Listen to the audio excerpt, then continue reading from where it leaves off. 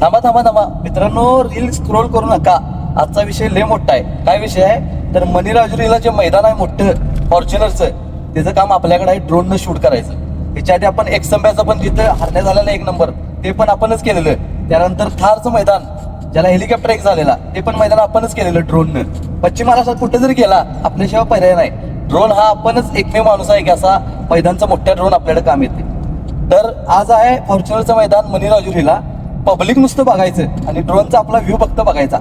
नादखोळा view असा आणि नादखोळा असं मैदान आहे.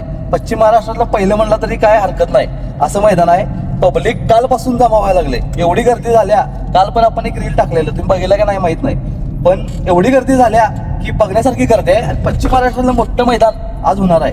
तर 2 गाड्या अशा आहेत, हरण्या आणि हेलिकॉप्टर, की चुरस असणार आहे बघायला.